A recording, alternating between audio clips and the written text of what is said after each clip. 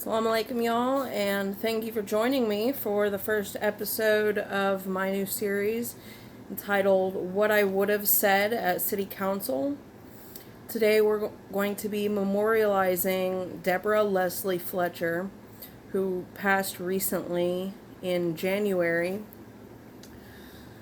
She was the mother of Dana Fletcher, who was murdered on October 27th, 2019 by Madison Police Department. For those of you not familiar with the story, Dana Fletcher was waiting outside Planet Fitness on Highway 72 in Madison, Alabama for his wife to finish exercising when Madison Police Department claims that they received a call about a suspicious character in the parking lot.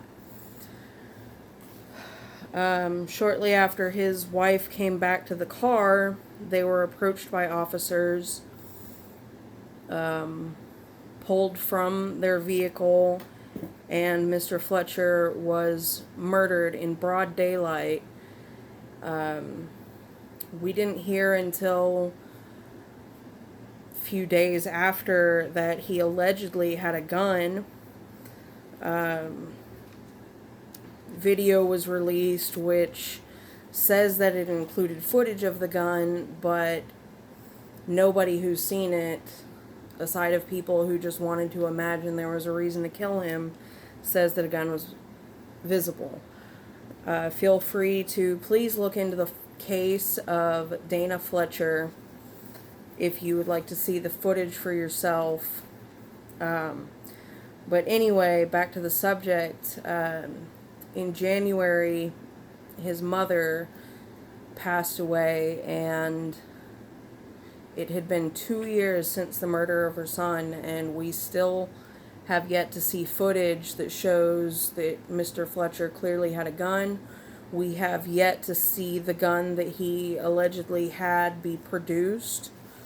And the family still has not seen the body cam footage from that day. So when I tried to speak on Mrs. Fletcher at City Council, I was cut off because John Meredith claimed that what happened there has no relevance to the city of Huntsville. The video of that can be found on the City of Huntsville's website, HSVTV. I will provide a link in the description, inshallah.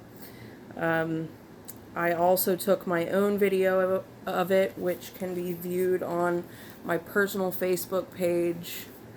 It is public, so you can see it even if we're not friends. But right now I'm going to go ahead and read the speech that I had written, since I wasn't able to read it at City Council. Today I would like to offer my condolences to the Fletcher family, who were once again struck by tragedy when they lost their beloved matriarch, Deborah Leslie Fletcher. However, I would also like to offer my condolences to Huntsville, Alabama, and the world for this loss. Since the murder of her son by Madison PD officers on October 27, 2019, Mrs. Fletcher has been in the news and in these very chambers demanding justice for her son. Here we are over 2 years later, and Deborah Fletcher never saw justice for her son. Not only that, she never even got to see the gun that Madison Police Department claimed justified violating Dana Fletcher's right to due process, or frankly his right to bear arms.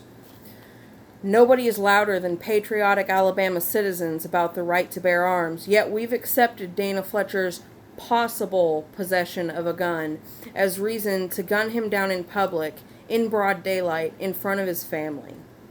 When Deborah Fletcher is written about in the history books, it will be as a fierce defender of justice, an advocate for equity, empathy, and so many other Christ-like qualities, who was radicalized by the murder of her son by tyrants. The former council president will be remembered as the one who ordered police to silence her. I thank the Lord for the brave man who stood up and shielded her from them with his body, and I pray that he will continue making Mrs. Fletcher proud. As for the city of Huntsville, I hope we make her proud, because we're not going to stop whining until we see justice for Dana Fletcher, Crystal Ragland, Alberto Rivas, Brad Pugh, Christina Nance, Courtney Spraggins, Robert Young, Horatio Rice, William Freddie Carter Jr., William Thomas Hennessy, Randy Joe Sanders, Taryn Burt, Montarius Morris, Latorine Taylor, DeAndres Woods, Nikki Listow, Tanisha Jefferson, Christopher Bishop, and so many others. Of course, that was my speech that I didn't get to read. I will admit I kind of just added a bunch of names there at the end. I wasn't expecting that I was going to get to finish speaking, and I was right. But if you were wondering who all those names were I mentioned at the end, they are all people who are now dead because of either the actions or the inactions of Alabama government officials. Mostly in Huntsville, but of course, as Mr. Meredith pointed out, it wasn't actually Huntsville PD that killed Dana Fletcher. It was Madison PD.